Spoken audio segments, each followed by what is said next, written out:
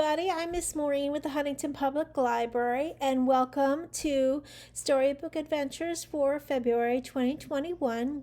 And my theme, which is, as you know, a little loosely based, is love and kindness. And so I hope you enjoy the stories that I'll be sharing with you today, and then also the craft, which I will be doing with you afterwards. And if you're not a Huntington Public Library member and you weren't able to pick up a craft kit, no worries. Enjoy the stories, and then the supplies in the craft kit are pretty. You probably have something that you can use as well, and substitutes are easily used. Okay, so today's first book, it's not a story per se, it is a biography, which is a book that is about Mr. Rogers. And the title of the book is You Are My Friend, the story of Mr. Rogers and his neighborhood. And the words are by Amy Reed, and the pictures are by Matt Fallon. So I hope you enjoy this book as much as I do. So again, the first one is You Are My Friend, the story of Mr. Rogers and his neighborhood. Words by Amy Reed and pictures by Matt Fallon. So, in the springtime, when everything was green, let me just start that little sentence again. In the springtime, when everything was growing and green, Freddie Rogers had to stay inside. Flowers made him sniffle. Plants made him sneeze. Freddie had allergies. Freddie had other illnesses too. He spent many days in bed. Sometimes he had to stay inside for weeks at a time. Being sick made it hard to make friends.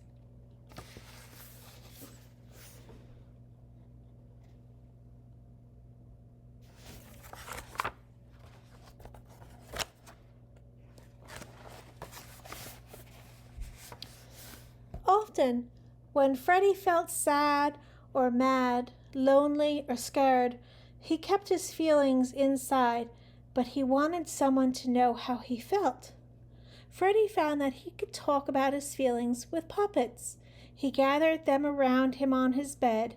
That way, it seemed as though he was with a whole group of friends.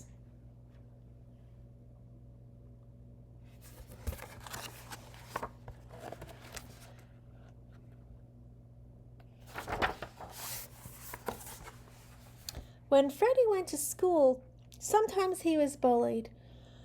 Neighborhood boys yelled mean words at him as they chased him down the street.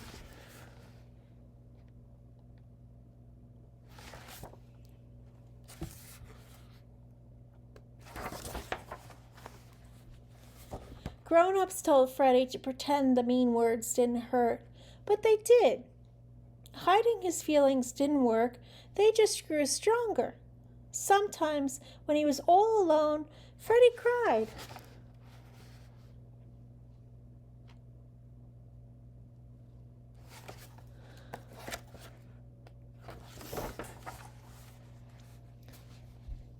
Freddie found it difficult to speak out about his feelings, but he learned he could express them on the piano.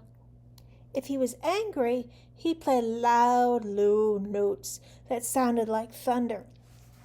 He played high, sweet notes for happiness. Freddie felt better after he shared his feelings through his music.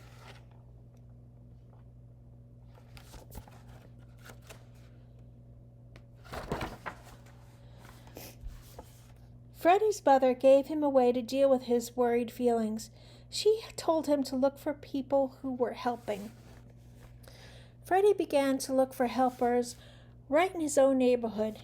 He liked to visit Mama Belle Frampton. She welcomed him and showed him how to make toast sticks all by himself. Freddie liked the good feeling of learning something new from his neighbor.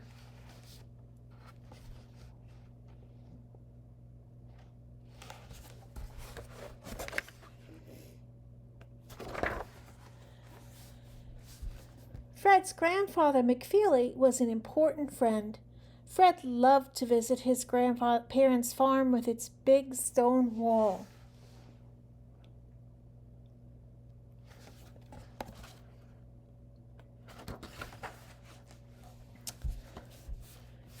One day, Fred went into the room where all the adults were talking. No one looked his way. Fred asked if he could walk on the big stone wall. Then everyone looked his way. Most of the grown-ups said, "No, you might get hurt." But Grandpa McFeely said, "Yes."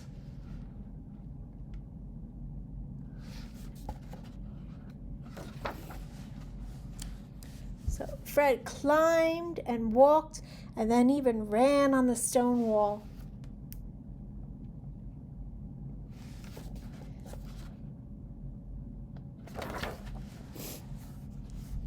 When at last Fred came back inside, he had a skinned knee, but he was happy. His grandpa told Fred that he liked him just the way he was. He said Fred was special, and that just by being himself, Fred made the day special too. Fred let those words sink deep inside him as he thought about them. He felt braver.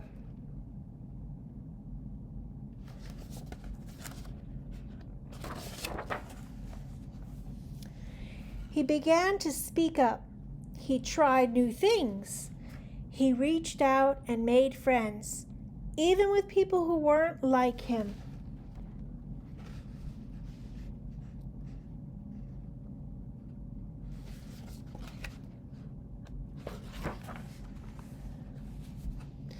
One day, when Fred was grown up, he saw a television program.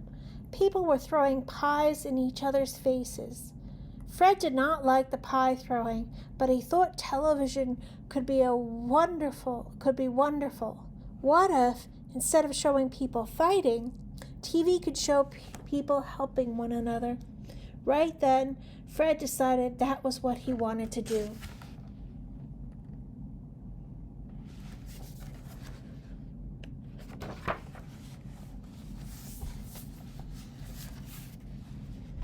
Fred created a television show for children. He remembered all of the people who had helped him as he was growing up. He thought of his neighbor, Mama Belle Frampton, who was always glad to see him. He wanted to share that good feeling with children everywhere. He wrote a happy, welcoming song to sing at the beginning of each show. He called his program Mr. Rogers' Neighborhood, and he called the people who watched it his neighbors.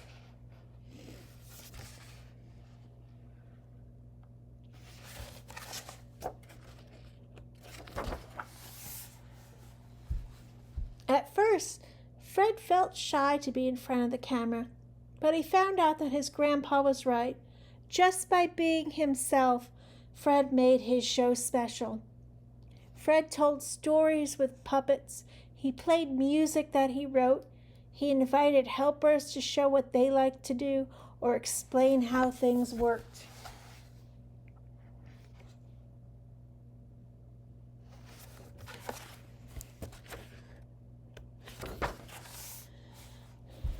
Fred took his television camera to visit a farmer who had milk cows. He asked a friend to show how people dig with big machines. Another helper played the cello, and another shared how to cook.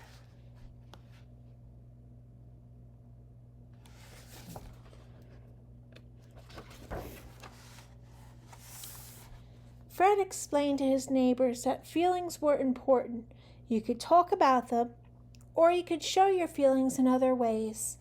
If you were mad, you could pound clay or run fast. If you were sad, you could sing a song soft and low. If you were happy, you could dance.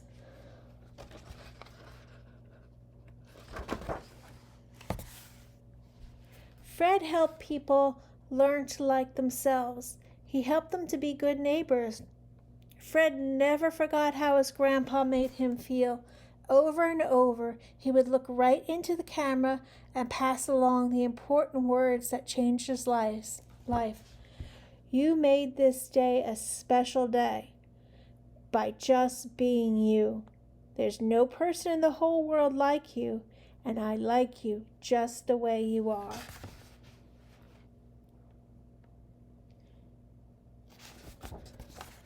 So, I hope you enjoyed listening to You Are My Friend, the story of Mr. Rogers and His Neighborhood. Words by Amy Reed and pictures by Matt Fallon. So we're going to go into another story here. I'm going to do The Ghost Catcher. Now it is by Martha Hamilton. It's a Bengal folktale, and it's retold by Martha Hamilton and Mitch Weiss and illustrated by Kristen Baloch. And I apologize if I am mispronouncing that.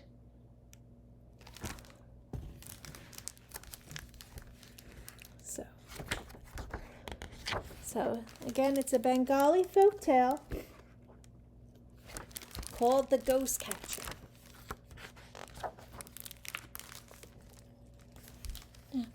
In a small village in Bengal, there lived a young barber who loved his work. He cut hair and trimmed beards. He heard many entertaining stories. But if a customer told him a tale of woe, the barber would say, "Keep your money. You need it more than I do."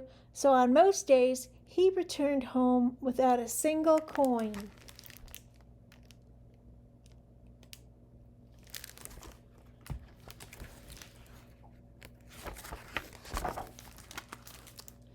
The barber's wife was thankful for his kind heart, but she grew weary of his ways. At her wit's end, she wailed, "We never have enough to eat. You are so generous to others that you have forgotten about us." She picked up the bag that held his scissors, combs, and mirrors and thrust it into his hands. "Don't come back until you can promise that we will not go hungry again."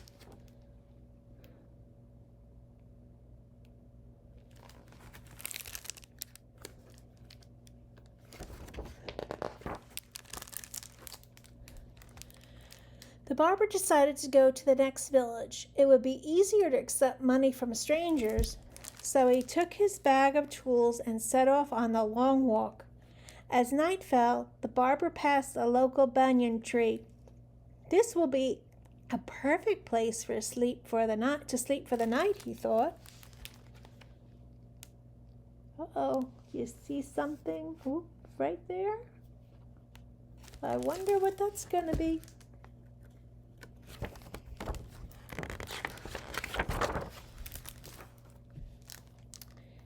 It happened that a ghost lived in that tree. As soon as the barber fell asleep, the ghost glided down and let out a hideous laugh. "Ha, ha, ha, ha, ha! You will make a tasty meal." The barber jolted awake.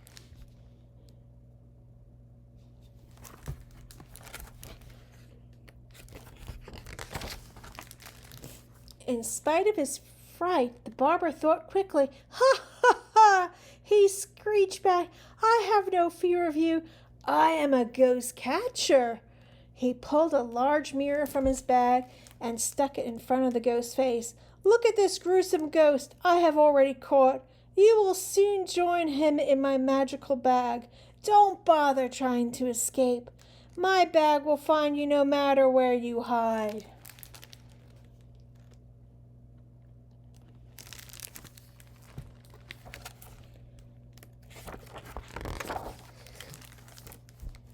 The ghost had never seen a mirror.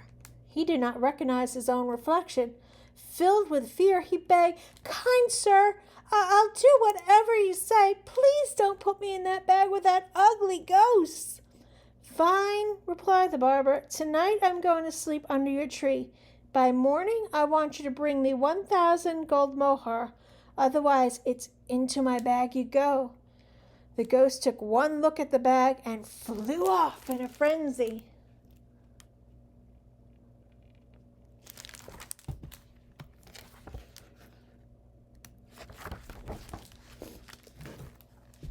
When the barber awoke, The ghost presented him with a pot of gold mohar. "Well done," marveled the barber, "but I have one more command. Build a shed by my house and fill it with rice by tomorrow. Then I will release you from my spell." "Tomorrow," whined the ghost. "That's impossible." "Well, it's either that," warned the barber, "or you will live in my bag forever." With a gasp, the ghost flew off in a flash.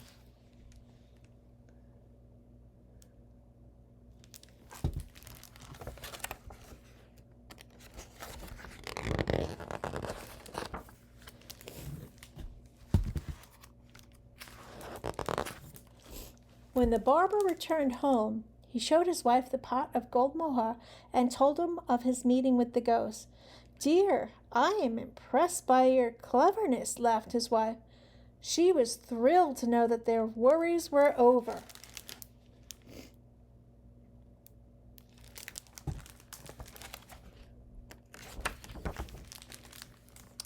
The ghost worked from morning till night. After he finished building a shed, he filled it with bag upon bag of rice. While he worked, his uncle floated by. The uncle had never seen a ghost work so hard. Horrified, he cried, "What are you doing?"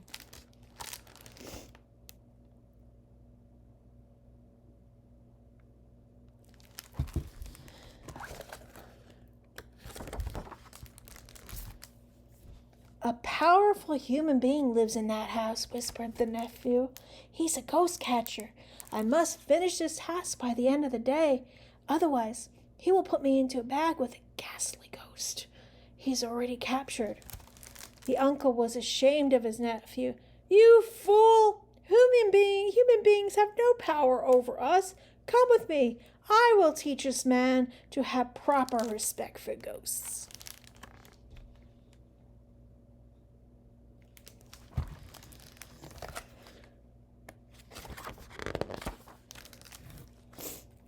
The two ghosts peered into the window of the barber's house. The uncle ghost let out his most horrifying cackle. "Ha ha ha ha ha! What a scrumptious snack this human will be! Shall we eat him now, nephew? Or perhaps we should wait and cook him in our curry?"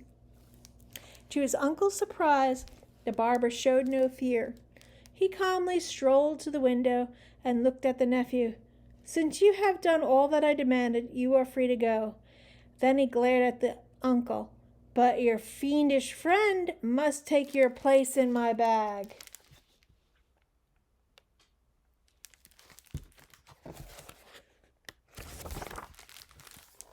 The uncle's ghost was enraged. "How dare you talk to a ghost like that?" he shrieked. But just then, the barber whipped out his largest mirror. He held it in front of the uncle's face. "How would you like to spend the rest of your days with this frightful creature?" he warned.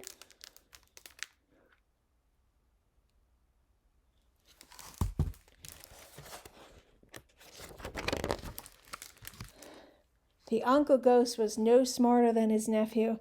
"Oh, sir," he pleaded, "whatever you do, don't put me in the bag with that disgusting ghost. I will bring you 2,000 gold mohar, and I'll build you a bigger shed filled with rice."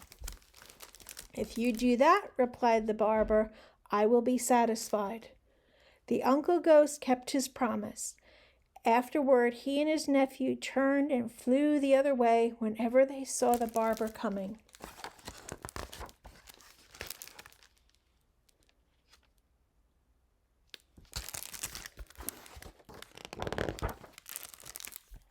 From then on, the barber spent his days cheerfully cutting hair, trimming beards, and listening to wonderful stories.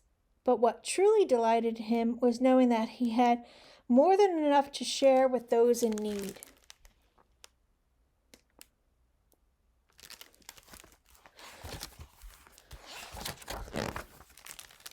So, I hope you enjoyed that one.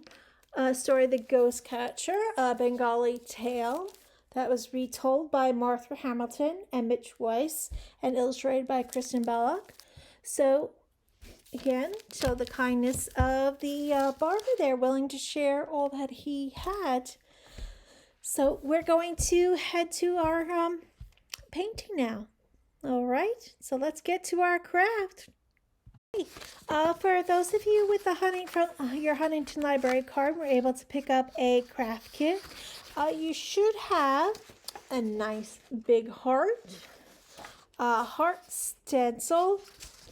Then you should have a stencil with 4 smaller hearts. And then you should have 4 of these hearts. Oops, one fell down. And then you should also have a little container of white finger paint and a little container of red finger paint. And also 1 8.5 by 14 legal cardstock paper and 1 11 by 17 tabloid paper. Now what you can do is you can combine or not.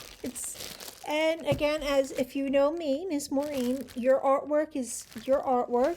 You actually are just going to follow your heart, no pun intended, about what you want to do with your craft. So you can use a combination of red and white to make pink, dark pink, light pink, depending on how you mix your paint, or you could just use the straight up red and white. That's up to you. And now what you're going to do, and any way you would like to do it, as you can see, I have my completed pieces of artwork. This is on a bigger tabloid size paper, and I used brown marker to make my tree branch there. But if you don't have brown marker, you can use another kind of paint like watercolor, or you can use colored pencils. You can use crayons. The only thing with crayons and paint is that the wax of the crayon won't meld with your paint, so you might be able to wipe that off. And then also, here is my other one, and as you can see, I made this one tree bark purple, which was what my heart was saying for me to do with this one. Now, these stencils, you can either, and if you don't feel like using finger paint, if you don't like using finger paint, don't have to. You can, if you have watercolors at home, you can use the stencil hearts and do it that way. You can take your big heart stencil and place it any way you like on your big piece of paper, and you can color it in that way. And using your fingers, if you have a sponge, you can use the finger paint with a sponge, or you can use the big heart, small hearts. Put that on your paper, and you can trace them with a pencil, with a crayon, any colors you want, and get your little tree branch there. And it's a full heart tree branch. And then you can add little bits, anything you like. As you can see, I created for one of my pictures, I did little hearts down here, as if they're little heart leaves that are falling off the tree, spreading their love and kindness. So I would love to see your artwork. Any artwork that you create always makes me happy. So again, if you would like to send an email with your photos of your artwork to this email, children@huntlib.org, that would be so wonderful, super wonderful. And if you're okay, if mom and dad are okay with posting it for us to post on the social media, that would be great. If you're not, that's fine too.